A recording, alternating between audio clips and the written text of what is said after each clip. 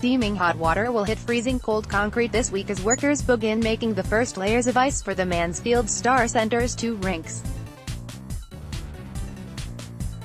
The mist is sprayed hot to prevent air bubbles. Each layer is a fraction of an inch thick, so the process will be repeated multiple times over 3 or 4 days. The final ice sheet will be less than 2 inches thick but could last for several years with proper Zamboni maintenance. The tedious process is the final step before the 80,000 square foot facility grand opening and ribbon cutting on August 30. That weekend will kick off with a 40-team travel tournament that will feature the best youth teams from Texas and Oklahoma. Spectators can watch the games for free in the bleachers or crowd right up at the glass to get close to the action. We'll have a bunch of fun stuff around that, too. We'll have food trucks here, 7-Eleven will have their Slurpee truck, and we'll have games and prizes throughout the weekend for people, said Damon Bocher, vice president of the StarCenters. Everybody's invited to come out and there's no admission. Expect some soft openings with public skate before that as the facility works out the kinks and trains its staff. The facility will have 3 to 5 full-time employees and while creating up to 50 new part-time jobs. This will be the 8th StarCenter that the Dallas Stars have opened in North Texas. Combined, the facilities will be hosting 90 teams August 30th through Sept. 2 with Mansfield's new facility being the central showcase, Bocher said. Mansfield owns the $18.8 million facility and the Dallas Stars operate it. The StarCenter will be the new home ice for the Mansfield Tigers hockey team, and Bocher said they're in talks with several college teams that could play there, including Texas Christian University. It will also host league tournaments, classes, clinics, curling and figure skating. There will also be public skates so everyone can strap on skates and enjoy the ice. Our big drive is to build hockey fans for life, Bocher said. It's a low-impact sport like golf, it doesn't hurt your joints. When the Dallas Stars moved here 25 years ago, there were 150 kids who played hockey officially. Now we're over 5,000 in the area, which is great. We also have 5,000 men and women who play hockey.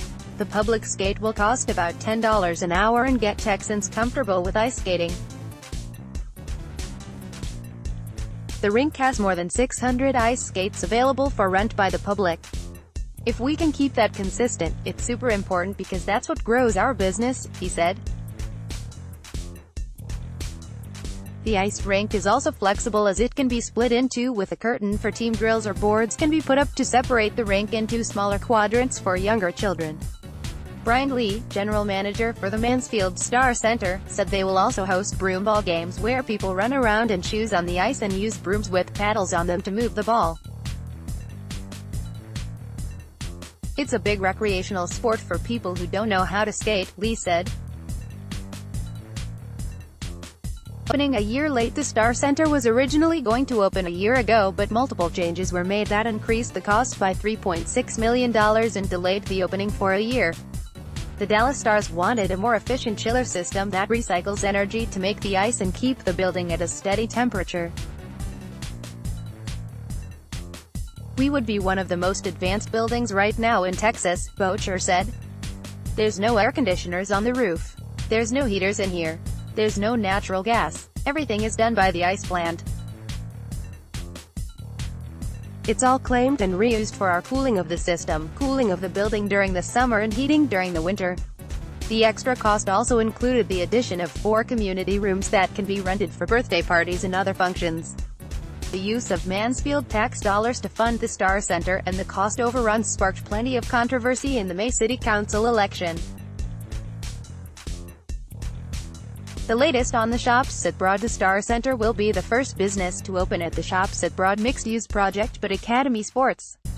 Both retailers are scheduled to open in September, said Joe Smolinski, deputy city manager.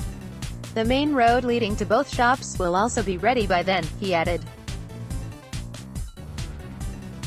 There's also renewed interest from other shops and restaurants that haven't been announced yet, said city manager Clayton Chandler. The controversial apartments are under review by city staff.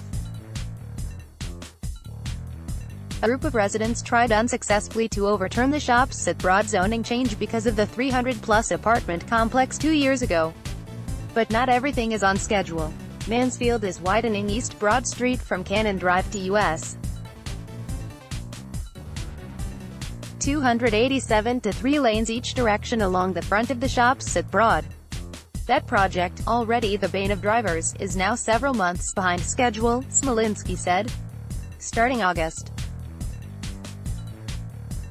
16, Mansfield will start fining the developer $1,000 a day for the first 10 days for not finishing the project on time.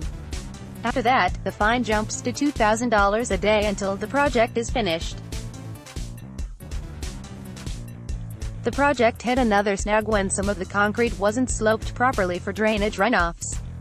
Mansfield inspectors noticed the problem and prompted the contractor to tear up the concrete and redo it.